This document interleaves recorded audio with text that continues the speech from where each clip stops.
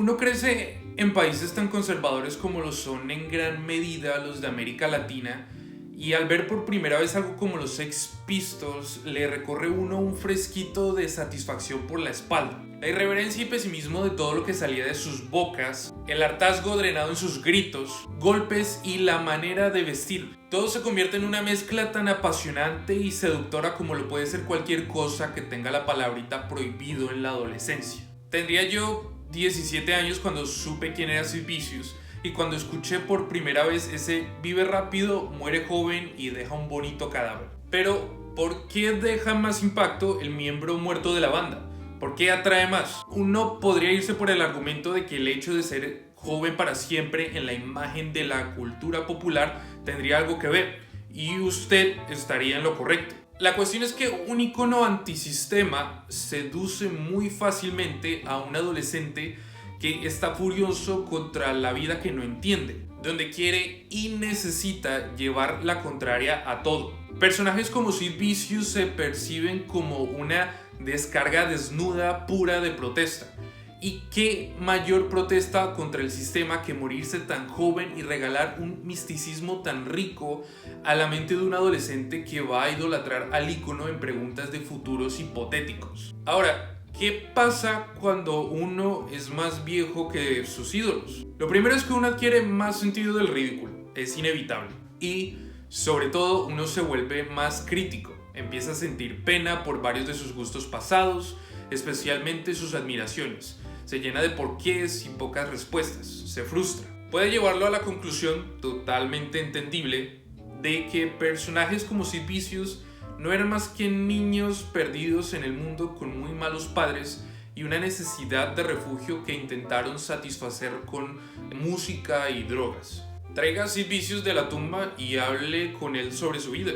A lo mucho recibirá un escupitajo y que lo llamen marica. Llegará a la conclusión de que su ícono de rebeldía tenía la profundidad de un charco debajo del lavamanos. Ahora, ¿tiene derecho a ser tan agresivo en su juicio?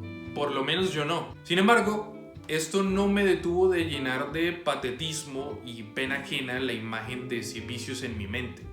Yo, que he sido adicto a varias cosas y tuve una sobredosis, que me quejé de mis padres y que por mucho tiempo, para pesar de personas cercanas, también tuve la profundidad de un charco en mis conversaciones. Y esto no se trata de un regaño banal con la frase bíblica y cursi de que quien esté libre de pecado que lance la primera piedra. Es de no dejar simplemente marchitar la imagen del ídolo y alejarlo cuando se convierte en un reflejo de algo que repudiamos o dejamos atrás. Con ello no me refiero a seguir abrazando la idolatría por este tipo de personajes. Apunta al desarrollo de una empatía más aguda, un entendimiento que le permita la mera conexión con la experiencia humana, con los entornos alejados del suyo y el entendimiento de comportamientos, resultados y finales. Nunca justificar, ahí estaría usted rozando la ceguera y la ceguera lleva al extremismo, donde usted es el que tendrá la profundidad de un charco pero de gargajos. Ahora, ¿cuál es el afán de marginar nuestros gustos de la adolescencia? Cuando usted está en la edad donde descubre el porno, la música, los cigarrillos e intenta desarrollar una personalidad marcada, lo que a usted le gusta se convierte en su vida.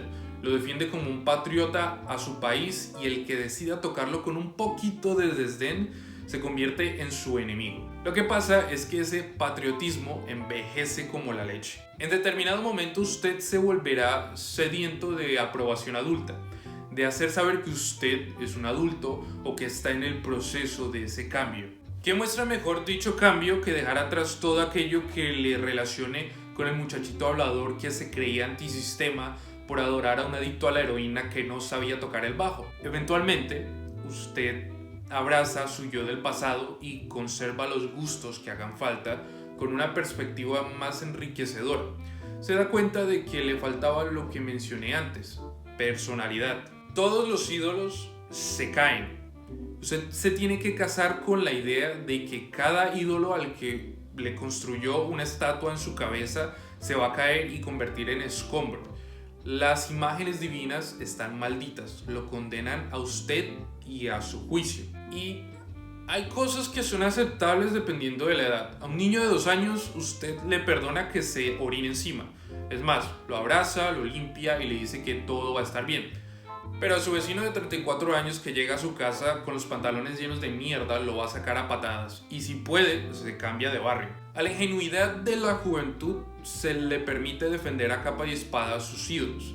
Incluso hacer la vista gorda con sus contradicciones. Pero lo lógico es que eso cambie. Uno desarrolla, algunos de nosotros, una lupa para ver las costuras mal hechas y los defectos de fábrica de un individuo. Y que esto, a pesar de que admire su trabajo o su arte, le permita bajarlo a tierra y eliminar cualquier purificación incoherente de su raciocinio. La soberbia es bastante peligrosa al eliminar la idealización. Yo soy un escritor, y al igual que muchos de los cuales les estoy hablando, el arte le da un propósito a mi vida. He atravesado mi niñez artística, donde encontré a los padres y madres de mi arte, mis guías, mis pilares. Y de la misma manera atravesé mi adolescencia artística, donde tuve el atrevimiento de subestimar a los que me moldearon y ponerme por encima de ellos, negar a mis maestros. Mientras que defiendo por siempre el cuestionamiento de cualquier idea y parámetro que venga de otro, sea o no al final del día parte de nuestro proceso creativo o filosofía de vida, la verdad innegable es que tenemos la necesidad de alimentarnos de nuestros referentes y que guste o no son parte de lo que hacemos. Cualquier ilusión de autonomía artística y originalidad absoluta no puede ser mi respuesta al caer las estatuas de los ídolos en cualquier proceso de madurez. Eso es correr de un extremo a otro y llenarme aún más de las contradicciones tan desbalanceadas de las cuales uno es víctima más de una vez, solo que ahora las mantendría a conciencia. Entonces, ¿qué utilidad le queda a alguien como Sid Vicious a estas alturas? Decirme que es una cátedra de lo que no se debe hacer en cuestión de consumo y amistades sería limitarnos bastante a la respuesta más simple, lo cual no solo subestima la vida de Sid Vicious, sino que también la reduce a algo meramente negativo y pasajero, como si hubiera sido un caso único y aislado, no la voz de miles de jóvenes, un reflejo que trasciende generaciones. Y en vez de preguntarnos la razón, lo reducimos a un comentario. La necesidad de entender el contexto y los patrones de todo el entorno de alguien como Sid Vicious y no quedarnos únicamente con la persona nos da una oportunidad de extrapolar a Sid Vicious al día de hoy, analizar entorno, sociedad, política y ver cómo Sid Vicious se convierte en el resultado, no algo que sale de la nada. Y más allá de un entendimiento de todo esto, la vida de Sid Vicious puede ofrecer herramientas reconfortantes de empatía que de alguna manera sirvan para lidiar con las turbulencias de nuestra generación. Porque yo soy fiel creyente de que en lo horrible y lo errático se puede encontrar muchas veces una bella catarsis. Ahora, ¿cómo se podría considerar el legado de alguien como Sid Vicious? Usted piense en un niño pequeño, llegando a la adolescencia, que perfectamente podría ser yo. Y más que un fan de los Sex Pistols, es un fan de Sid Vicious porque vio su historia en un video de YouTube. Este niño quiere tocar música, desea tener algo que ver con el arte que consume, aunque en el futuro se dedique a otra cosa como ser escritor. Pero en ese momento el interés es la música. Hay algo en la simpleza de la irreverencia de Sid Vicious que lo enamora, que lo hace conectar más con el punk y la música en general. Hasta considera aprender a tocar el bajo o simplemente tener uno. Pero este niño, este joven, no logra dimensionar la vida de Sid Vicious.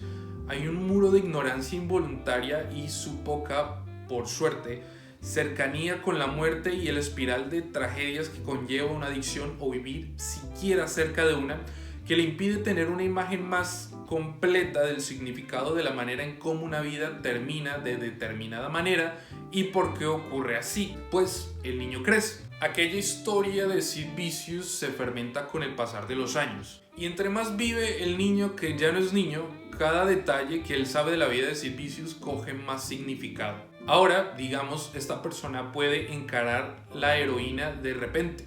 Y puede que ninguna figura de autoridad en su casa se tomara el tiempo de explicar lo que era la heroína, ya sea por ignorancia o por mera pereza de lidiar con el engorroso proceso de explicar cualquier cosa a un niño. Esta persona, que ahora es un adulto joven en sus 20s y que tiene por primera vez una mano ajena con una jeringuilla enfrente de él, De repente recuerda a Sid Vicious. Sabe que Sid Vicious murió a los 21 años.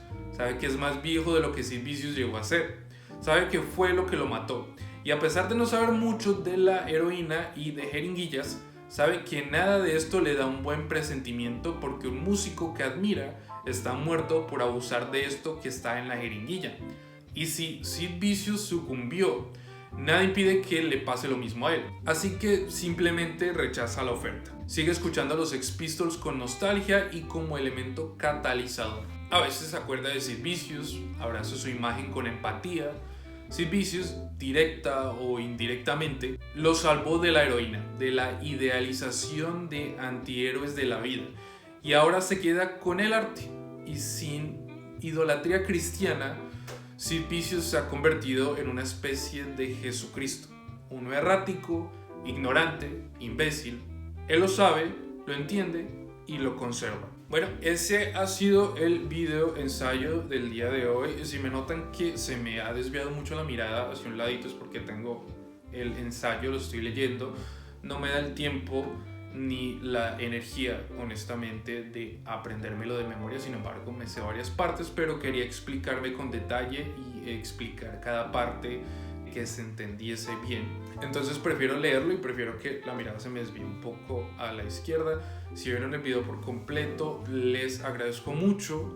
Ahora el canal va a dejar muy de lado los videos improvisados o los discursos improvisados y me voy a concentrar más en los ensayos, tratando de enfocar mi punto de vista sobre la vida y mi limitado conocimiento en cuestiones filosóficas y básicamente en el hacerme preguntas de temas que me llamen la atención. Obviamente lo principal va a ser el arte, la escritura y escritores, pero quería hablar de Sid Vicious, lo sentí más orgánico, lo sentí natural, me vino a la cabeza, entonces ahí está la razón de este video. Espero que lo hayan disfrutado, comenten lo que quieran, denle me gusta, compártanlo, un saludo.